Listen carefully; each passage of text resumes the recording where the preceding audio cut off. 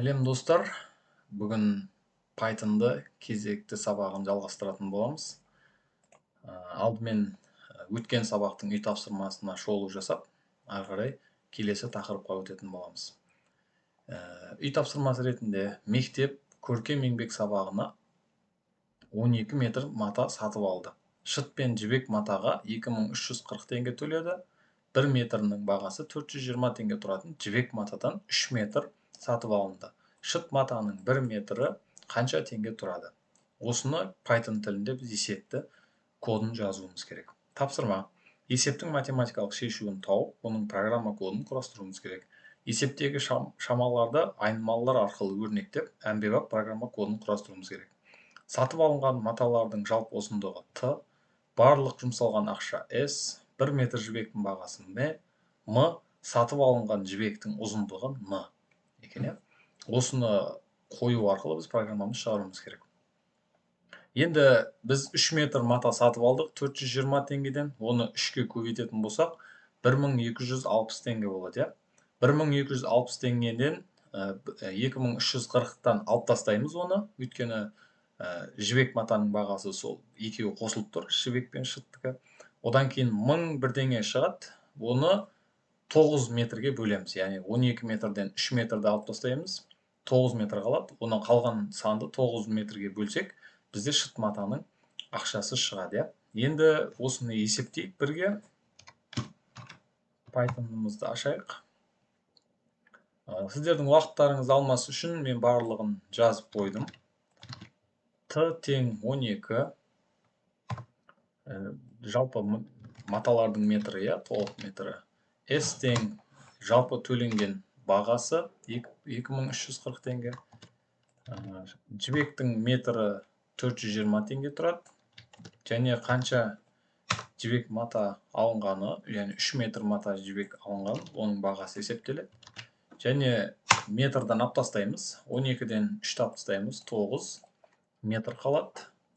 Және бізде формула бойынша мына нәрсе келеді. S бізде жалпы сумма. Жалпы суммадан n-ді алып тастаймыз. Яғни 3 метр жібектің мағасын алып тастаймыз. Оны бөлеміз 9-ға, яғни қалған метрге. Сол кезде бізде мәні шығады. Enter басайық. Шыт матаның метрі мынанша теңге деп шығарады екен экранға. Есептедік барлығын. Шыт матаның метрі бізде 120 теңгеден екен. Үй тапсырмасы осымен бітеді. Дәл осылай кезекті тақырыпқа өтейік. Енді практикалық тапсырмалар. Python тілінде программалау. Программа құрастыруға оператор мен арифметикалық амалдарды қалай қолданған тиімді. Күнделікті өмірдегі іс-әрекеттерінің бірін сызықтық алгоритм ретінде қалай өрнектер едің? Математикадағы сандар ойысы мен программалаудағы деректер типінің өзара байланысын қалай сипаттайсың? Біз кез келген күнделікті бір әрекеттерімізді сызықтық алгоритмге қойсақ болады. Өйткені қалай? Мен қазір мынаны жасайым, одан кейін мынаны жасайым, одан кейін мынаны жасайым. Жаңағы біздің Python'да жазған сияқты. Міне 12 метр, 2340 теңге төледім, 420 теңге жібектің матасы, одан кейін мынау шыттың, жібектің 3 метр болғандағы бағасы, яғни оның бағасын көре салсақ болады, мына жерде n-мен 1260 теңге тұрады екен. Және қанша метр қалды қазір бізде? 9 метр қалды. 1260-тан 2340-тан алып тастағанда, мысалға, дәл осылай қадам-қадам бойынша жүреді. 1260 бөлу 9. Бірінші жақшаның ішін орында боламыз, одан кейін барып экранға шығарады. 120 нәтиже шығады. Дәл осылай қатар-қатар бойынша жұмыс бізде не болып саналады? Сызықтық алгоритм болып есептеледі. Математикалық сандар ойысы мен программалауда деректер типі. Деректер типін біз кез келген айнымалы деректер типін, енді мына жерде 12 бізде нақты сан, бізде ешқандай флот сан берілмеген, яғни нәтижесі флот сан ретінде келді бізде. Нүктелі бар, 120,0 деген. Басқа да флот сандарды, біз нақты сандарды қолдана берсек болады. Енді практикада бізде бұл тақырып бойынша біз 3.5, 3.6 практикалық тапсырмалар екен. Яғни Pythonда біз жоғарыдан бері, алдыңғы сабақтардан бері не үйрендік, солардың барлығын мына жерде есеп қылып шығарады екенбіз. Енді кеттік, бірінші тапсырмадан бастайық. Шаршы қабырғаларының сандық өлшемі берілген, шаршының ауданы мен оның периметрін табатын программа кодын құрастыруымыз керек. Яғни бізде шаршы дегеніміз орысша айтқанда квадрат, иә. Квадраттың барлық қабырғасы бірдей болады. Сондықтан 40 берілген екен. Осының шаршының ауданы мен периметрін табатын программа құрастыруымыз керек. Мына жерге int типінде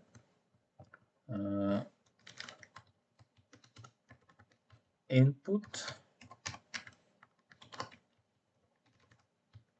шаршы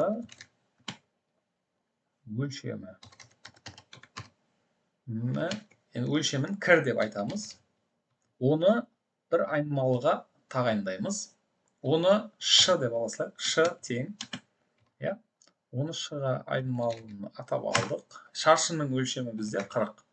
Енді бізде не істеу керек? Бұл жерде ауданы мен периметрінің формуласы керек бізге.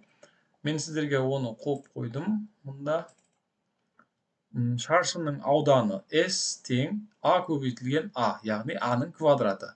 Периметрі болса 4 көбейтілген A. Енді осы екі формуланы жазайық. Программамыз бізде шығады. S тең ауданы A-ның квадраты. Яғни біз жерде бұл A-ны беріп тұрған жоқпыз, бізде W беріп тұр. W квадраты дегеніміз екі жұлдызшаны қойсақ, квадраты шығады. S есептелді. Периметрі тең 4 көбейтілген W. Нәтиже print. Екеуін бірге экранға шығарайық. Білесіздер, алдыңғы сабақтарда біз формат деген нәрсені өттік. F-ті қоятын болсақ, алдында біз кез келген нәрсені қоя аламыз. Ауданы тең. Фигурный жақша қоямыз мына жерге. Ол жерге S-ті жазамыз. Үтір. Периметр. Фигурный жақша. Мына жерге теңді қалдырып кетпейік. Периметр бізде P. Дәл осылай экранға нәтижені шығара аламыз. Ауданы 1600, периметр 160 болады екен. Мына шаршының нәтижесі шықты. Бірінші тапсырма орындалды. Екінші тапсырмаға өтейік. А және Б сандары берілген. Осы сандардың мәндерін бір-біріне ауыстыр. Мысалы, А 40, Б тең 50 болса, онда ауысқан соң нәтижеде А 50, Б 40 болады. Енді осының программасын жазайық. Бізде А тең 40, Б тең 50. Экранда болсын. Мысалға, енді бұл екеуінің мәндерін ауыстыру үшін бізге тағы да бір айнымалы қажет болады. Оны S дейміз. S тең, мысалға, A дейік. Қазір енді біз B тең A тең S. Енді A-ны экранға шығарып көрейік. B да 40 болды. Енді бізде мына жерде A тең S емес. Өткізе алмаймыз. A тең B болсын. A-мыз миым шатасып кетті мына жерде. Басынан бастап есептейік. A тең 40 бізде. B тең 50. Енді мысалға S тең A деп оны бөлек алып қояйық. A-ны. S тең A деп. Мына жерде A-мыз да S-міз де 40-қа тең. Енді A-ны біз B-ға теңестіреміз. Мына жерде. Енді B-ны теңестіреміз S-ке. Яғни 40-қа. Енді A-ны жазайық экранға 50, B-ны жазайық 40. Яғни екеуінің орны ауысты. Бізге көмектесті бір ғана айнымалы. Сонымен есебіміз шықты. Келесі тапсырмаға өтейік. Үшінші тапсырма. Бізде Нұр және Сұлтан сөздері берілген. Осы сөздерден еліміздің астанасының атауын құрастырып 3 рет экранға шығар дейді. Мысалға, Нұр және Сұлтан. Ол үшін не істейміз біз? A тең Нұр дейік. Біздер білесіздер, стрингтер тырнақшаның ішіне жазылады. B тең Сұлтан. Сұлтанның алдына сызықша қосылады. Екеуін қосырамыз қазір. Енді print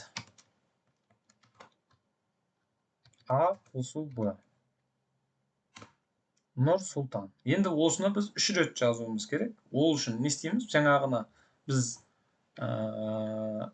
S десек, S тең A қосылға B дик print S көбейтілген 3. Экранға Нұрсұлтан, Нұрсұлтан, Нұрсұлтан шығарды, я? Әр жерде енді біз бір B-ның орнына қайттан жаза салайық. B тең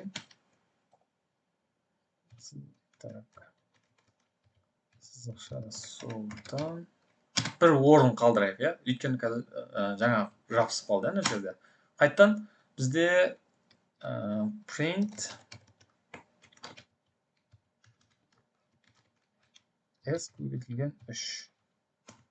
Нұрсұлтан, Нұрсұлтан, Нұрсұлтан. Так. Экранға бұны екеуін көбейтіп берді. Экранға 3 рет көбейтіп жаза аламыз, дәл осылай. Так, 4-ші тапсырмаға өтейік. Python'да төмендегі фигураларды экранға шығаратын программа құрастыру. Python'ымызды ашамыз. Бірінші очередь 1 деген айнымалы тағайындап алайық.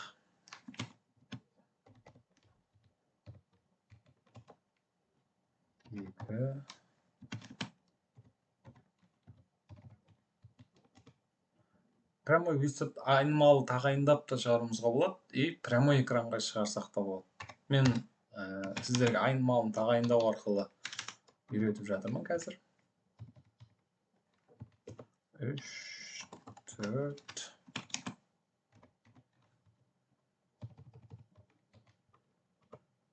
5.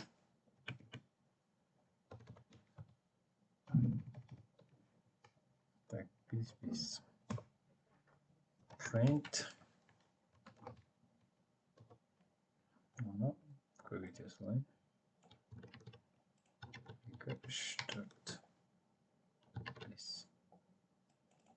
1-ді алам, printtің ішіне 2-ні алам, printtің ішіне 3-ті алам, printtің ішіне 4-ті алам, printtің ішіне 5-ті алам, printtің ішіне экранға бассам, нәтиже шықты, я? 1, 2, 2, 3, 4, 4, 5 сандары шықты. Енді келесі терезентті дәл солай жасауға болады. Мысалыға A дейік. Так, 11 жұлдыз. 1, 2, 3, 4, 5, 6, 7, 8, 9, 10, 11. B тең.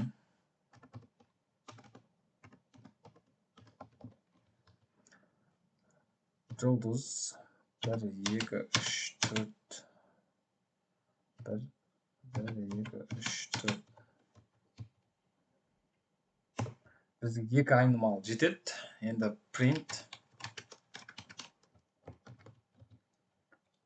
Так, көбейтеміз. 1, 2, 3, 4, 5. Бұл жерде де print 5 рет болады.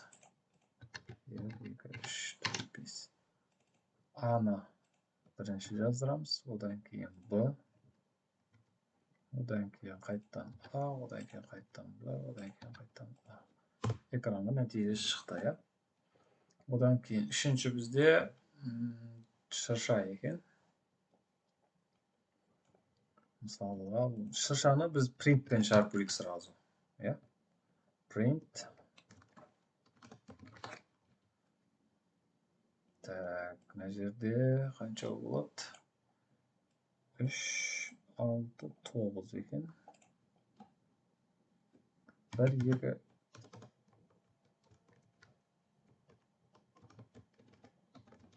Так, 1, 2, 3, 4. Жұлдызша. 1, 2, 3, 4. Келесі. Мына жақтан біреу, мына жақтан біреу. Так, екеу жұлдызша. Так, мынаяқтан төртеу еді, біреу, екеу, үшеу. Екеу, үшеу. Қайттан print. Бұл үшеу. Мынаяқтан үшеу, біреу, екеу, үшеу. Біреу, екеу, үшеу. Біреу, екеу, үшеу. Қайттан print. Бұл жол төртеу.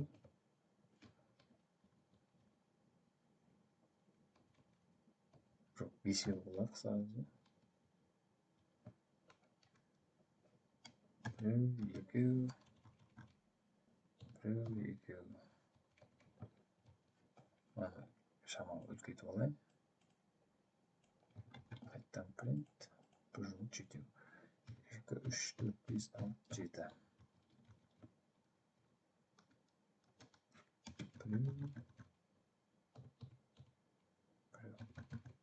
Экранға. Так, біздің шамалы келмей қалды. Бірақ дәл өстіп келтіріп алсаңыздар болады. Принт арқылы шығаруға болады. Одан кейін шеңбердің радиусы берілген. Радиусты пайдаланып шеңбердің ұзындығы L және дөңгелектің ауданы S табатын программа құрастыру керек. Бұл жерде P 3/14. Хорошо. Кеттік. Бірінші очередь P-ді айнымалын енгізіп алайық. 3/14. Одан кейін L тең. Так, бізге не берілген? Шеңбердің радиусы берілген. Int. Жақшаның ішінде input. Radius enter.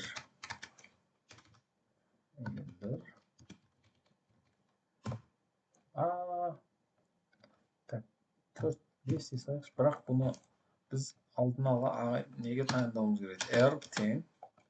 Мынаны қайттан көшіремін. Енді қайттан басам 5. Так, радиусымыз белгілі, P, R-ымыз белгілі. Енді L тең 2 көбейтілген P көбейтілген R. Так, одан кейін S тең P көбейтілген R квадрат. Бұл экранға нәтижесін шығаруға болады. Мысалға L, S. Екеуінде шығардық экранға. Так, 31/4 дейді. Мысалға 5-ті берген екен. Радиус ретінде мен қанша бердім? Радиусты бердім. Ол 31/4 және 78/5. Рандомный түрде бердім, бірақ кітаптағы мысалды берген екенмін. Шеңбердің ұзындығы мен дөңгелектің ауданының формуласы екінші суретте. Так, 6-шы тапсырмаға өтейік. Қайттан жабайын, қайттан аша салам. 6-шы тапсырма не дейді? 4 таңбалы санның 2-ші жүздігі және 4-ші орында бірлігі тұрған цифрлардың қосындысын табатын программа құр. Мысалы, 8596 енгіземіз, 11 нәтиже шығу керек. Яғни 5 пен 6-ның қосындысын экранға шығару керек екенбіз. Python. Ол үшін не істейміз біз? Бірінші input'ты енгіземіз. Int. Так, C-ді қойын. Int. Жақшаның ішінде input. Санды енгіземіз. Ол бізде қанша? 8596. Enter. Енді кірді. Біз 5-ті табу үшін не істейміз? 6-ны табу үшін не істейміз? Так, қалдық дейін. Қалдық тең. S процент 10-ға бөлгенде қалдық шықса, бірінші 85-ті тауып, одан кейін барып 96-ны тапсақ қалай болады екен. Так, 85, 96, 100-ге бөлгенде.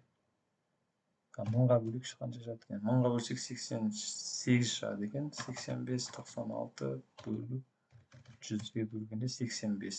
85-ті бөлесін қалдық. Так, енді екінші жүздік дейміз ғой. Жүздік.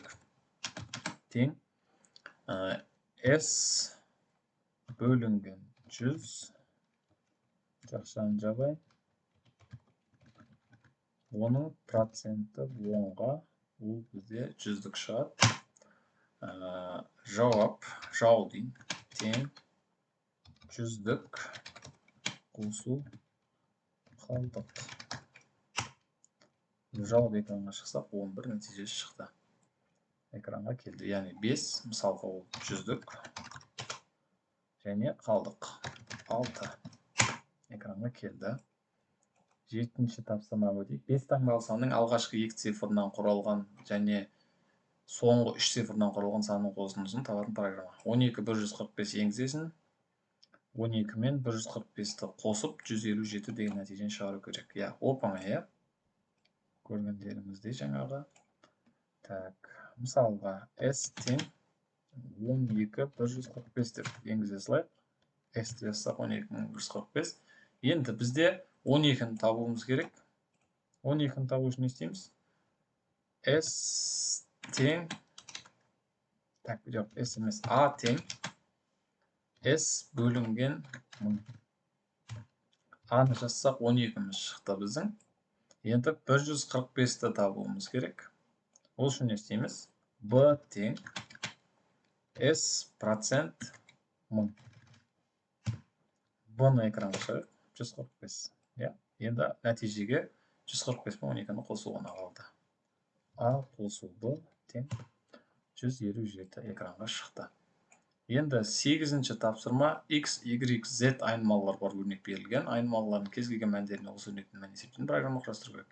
Біз мына сандарды енгіземіз, 1, 2, 1 деп, X, Y, Z-дің орнына, және мына формула орындалу керек. И нәтиже 1,25 шығу керек. Жарайды. Бірінші формуланы, бірінші X, Y, Z-ді енгізе алайық. X тең 1, Y тең 2, Z тең 1. Енді формуланы жазайық. A тең 2, бірінші жақшаның ішіне жазып алайын. Жоғарғысын 2 көбейтілген x квадрат азайту y көбейтілген z бөлу ABS функциясы тұр. X минус 9 көбейтілген z және бұларды полный бір жақша алып аласылайын. Теңдік сол жақтағы нелерді, бөлгіштерді, одан кейін екеуін қосамыз. Оң жақтағын жазайық. Оң жақтың үстіңгі қатарын жазайық. 6 көбейтілген x азайту z. Енді оны бөлеміз. Неге бөлеміз? Жақшаның ішіне жазуының қажеті жоқ. Ең соңғы қатар өткені 8 көбейтілген z көбейтілген x. Орын ауыстырғанмен мән өзгермейді, бәрібір. Азайту 2 көбейтілген y. Так, принт A-ны экранға нәтижеге шығарамыз. 3,375 шықты. Мына жерде енді x-тің, y-тің, z-тің орны ауысып кеткен. Мәні мысалға қайттан беріп көре салайық.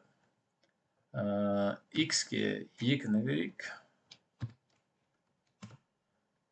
Y-ке 1 берейік. Z-ке 1 берейік. Мынаны қайттан орында қозайық. Және A-ны экранға шығарайық. 1,75 шықты. Мына жерде де ауысып кеткен екен орны. Енді мына жерде функция дұрыс орын алып тұр ма, орындалған жоқ па, оны тексересіздер. Мынаны есепті. Дәл осылай формуласын жазсаңыздар, экранға нәтижесі шығады. 8-ші тапсырманың. 9-ші тапсырма. Қазақстан бидайды экспорттаудан сыртқа сатудан әлемдегі үздік ондыққа кіреді. А тапсырмасы. Бидайға кезекте тұрған мемлекетке М килограмм бидай экспортқа дайындалды. Осы бидайды тонна, центнер, килограмммен өрлететін программа құрастыру керек. Яғни кіруі 120 481 килограмм бидай беріледі. Оны 120 тонна 4 центнер 81 килограмм деп экранға нәтижесін шығаруымыз керек екен. Так, Python'ды жабам, қайттан аша салам. Нөлден басталсын. Және бұл есептеме сіздер үшін шығарып қойдым. Мына жерде килограмм дейіндір 120,481 енгізілді. Енді тоннаны бірінші шығарып аламыз. Одан кейін центнерді шығарып аламыз. Қазір барлығын ашықтап берем. Килограмм, килограмм. Ең соңғы килограмм жазып береді. Жауабы мына 120 тонна 4 центнер 81 килограмм шықты. Енді тонна тең килограммды, яғни енгізілген санды 1000-ға бөліп, оның бүтін бөлігін алып отыр, яғни 120-ны. Енді центнер килограммды 100-ге бөлгенде, мына килограмм 124.881-ді 100-ге бөлгенде, оның бетіндегі қалдығын алды, яғни 1204-ті алды. Оны 10-ға бөлгендегі қалдық, яғни 4 шықты, оны 4-ті центнер ғып алды. Және килограмм, ең соңғы 81 санын алу үшін килограмм to килограмм дедім. Килограммны 100-ге бөлгендегі қалдығы 81 килограмм шықты. Экранға нәтижесі келді. Так, жабайын. Браузер. Так, есептеді, 120 тонна 4 центнер 81 килограмм. Егер жүк тасымалдайтын бір темір жол вагонына 60 тонна бидай сиятыны белгілі болса, бидай экспорт үшін неше вагон қажет екенін табатын программа құрастыр. Мысалға, 120.481 енгізіледі, 3 вагон деген нәтиже шығу керек. Енді бізде Python'да жаңа біз есептедік. Килограммды бізге экранға жазып көрейікші. Килограмм 120.481. Оны килограммды бөліп, яғни қаншаға бөлеміз? Бір вагонда 60 тонна болатын болса, 60.000 килограммға бөлеміз. 60.000 килограммға бөлсек, яғни бізде 2 қалдық шығады. 2 шығады бүтін. Оған 1, яғни қалғанын 3-ші вагонға салуымыз керек. 2 қосу 1, 3 шығады. Яғни экранға нәтижесін былай шығарамыз. Print емес, прямой шығара салайыншы. Жақшаның ішіне. Python'ды білесіздер, калькулятор етебінде де қолдануымызға болатынын. 60.000 және супер. Экранға 3 шықты. Яғни 3 вагон деп шығарсақ та болады. Түрлендіру өзіңізге қалды. Қазақстанның солтүстік, шығыс, оңтүстік, батыс және орталық бөлігінің қыс мезгіліндегі бір күндік күн райы жайлы деректер берілген. Осы деректерді пайдаланып, еліміздегі бір күндік күн райының орташа температурасын анықтайтын программа құрастыр. Орташа температура дегеніміз не? Білесіздер, барлық сандардың ортасы, Мысалы, қанша сан кірсе, соншаға бөліну керек деген сияқты. Ол үшін не істейміз? Мысалға, 16.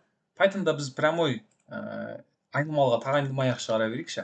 Жақшаның ішіне -16 қосу, тағы да жақшаның ішіне -12 қосу, 11 қосу 5 қосу, жақшаның ішіне -8. Мен сразу жазып кеткенім, енді тек минус таңбалы сандарды ғана минустың алдына қойып жаздым. Енді осылардың барлығын есептеп, жақшаның ішіне алайын барлығын. Қанша сан бұл жерде? 5. Бұны 5 орташа мәнін есептеу үшін 5-ке бөлеміз. Экранда -4. Яғни нәтижесі -4. 10-ші тапсырма орындалды. Енді 11-ші тапсырма ABS функциясы дейді. Print ABS жақшаның ішінде X. Бұл жерде енді біз мынаны есептеуіміз керек. Так, X берген жоқпыз біз. X тең -3 берек. Print ABS 3 шықты нәтижесі. X тең 69. Мынаны береміз. Экранға нәтиже шықты 69. Яғни ABS бізде кез келген минус таңбалы сан болсын, оның тек плюсын ғана алады. Мына жерде ABS -98 деген бар екен. Енді X тең ABS функциясының ішіне ABS функциясын салып жатырмыз, қараңыздар. Мына жерде x-ті жаздырсақ болады, және print пен нан жаздырсақ болады. Міне. Қандай мән болсын, -98 не болсын, оны тек 10-ға айналдырып береді, я? Абсолюттік мәні плюс таңбалы санға айналдырып береді. Енді мына -77,8-ді интежер мәніне айналдыру, ол үшін x тең -77,8. Енді print интежерге айналдыру керекпіз, және x-ті -77. Яғни біз интежер дегеніміз не? Нақты сан емес, бүтін сан. Бүтін сан болғаннан кейін тек бүтін бөлігін алды, -77-ні алды, экранға шығарып берді. Дәл солай мына 14-тің өзін шығарып береді, -23-ті шығарып береді. 6,5-тен тек 6-ны ғана экранға шығарып береді. Арға өздеріңіз көрсеңіздер болады, оның барлығы оп-оңай. Тек жазсаңыздар болды бұны. Енді round функциясы дейді. X тең 2,1 round функциясын орындайық. Round функциясы бізде printке экранға шығарасылар. Или прямой round деп жазсақ та болады, негізі. Экранға 2-ні шығарып берді. Неге? Өйткені 1 5-тен кіші болғаннан кейін дөңгелектеп берді. 2-ге, яғни интежер мәнге айналдырып берді десек болады. Енді мына жерде өрнектің бүтін бөлігі, қалдық бөлігі және қалдығын есептеудің сандарын жоғарыда да бір мысал келтірдім. Сонда да көрсетіп кете салайын. 28 2 бөлуді қоятын болсақ, тек біз бүтін бөлігін аламыз. 5-ті аламыз, я? Яғни 5-тен береміз 25, соның 5-ін ғана алып отырмыз. 28% 5 дейтін болсақ қалай болады? Бұл кезде 3 шығады, я? 5-тен береміз 5,3. Яғни қалдық 3 болып қалады. Соны экранға шығарып беріп отыр. Мысалы 26% 26 дейді. Не дейді? 0. Яғни 26-ны 26-ға бөлгенде 1-ден береміз, қалдығы 0 болады. Соны экранға шығарып беріп отыр. Енді жақшаның ішіне 12% 10 сыртында бөлу не дейді? Тек мынаны кішірейтем. 12 бөлу 14 деген. Экранға нәтижесін көрейік. 0. Яғни 12-ні 10-ға бөлгенде қалдық 2 қалады. 2-ні 14-ке бөле алмаймыз. Яғни оның бөлігі 0,1 деңе сан шығады. Сондықтан 0-ді ғана алып отырмыз. 2 бөлудің арқасында мына жердегі. Дәл осылай бүкіл есептерді шығарсаңыздар болады. Жазылуы жоғарыда жазып кеттім. Ешқандай да қорықпаңыздар. Дәл осылай біз бүгін 3,5 және 3,6 дейміз, 3,6 бөлімдерді бітірдік. Яғни практикалық жұмыстарды бітірдік. Келесі сабақта кездескенше, келесі сабақта 3,7-ні санды енгізу және шығару тақырыбын өтетін боламыз. Сау болыңыздар.